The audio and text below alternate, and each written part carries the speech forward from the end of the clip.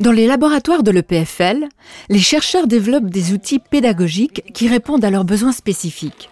Avec la création du nouveau centre des sciences de l'apprentissage, le Centre Learn, les chercheurs vont pouvoir tester ces nouveaux outils dans les classes, récolter les données, utiliser ensuite ces données pour améliorer les outils, former les enseignants et, s'il le faut, changer les plans d'études. On sait que le numérique est en train de façonner notre société et c'est très important de développer des nouvelles méthodes qui nous permettent d'être mieux adaptés au niveau de l'éducation et d'être plus rapides au niveau du changement du système éducatif. Dans cette nouvelle ère d'apprentissage, il faut développer des technologies éducatives pour tous les âges. On a des robots pour la crèche dans lesquels les enfants vont ranger leurs jouets.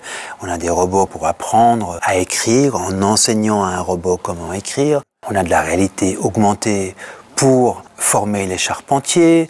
Bien sûr, c'est un métier manuel, mais ils utilisent des outils digitaux. Donc, c'est important que la formation s'adapte. Et pour transmettre ces connaissances et ce nouveau savoir-faire, les professeurs, eux aussi, doivent suivre une formation afin d'apprivoiser ce mode d'enseignement. Cela passe par des cours en ligne flexibles comme les MOOCs. Mais il faut aussi aider les étudiants dans l'organisation de leur temps et de leur travail. Quand on arrive à l'EPFL, c'est un petit peu difficile, on est bombardé d'informations, on passe d'un système très grand par rapport à un gymnase où on était plus accompagné en plus petite classe. Donc ce genre d'outils comme le livre de Roland Tormet et Cécile Ardebol, Apprendre à étudier, c'est un outil excellent. Et puis on s'est dit, bon, peut-être qu'il faudrait aussi qu'on développe des ressources en ligne sur ce livre. Alors on a commencé par développer des vidéos et le souci qu'on avait, c'est que dans le livre, il y a des petits questionnaires de diagnostic personnel au début de chaque chapitre. Et on s'est dit, mais en fait, ça aussi, on peut le mettre en ligne. On pourrait faire des questionnaires interactifs. Et c'est comme ça qu'est née l'idée du Learning Companion.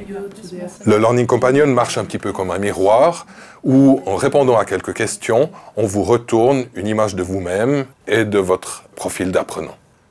L'idée est qu'en identifiant certaines faiblesses et en donnant des conseils pour s'améliorer, les étudiants peuvent devenir plus efficaces dans leur apprentissage. Comprendre comment mieux apprendre, voilà la clé.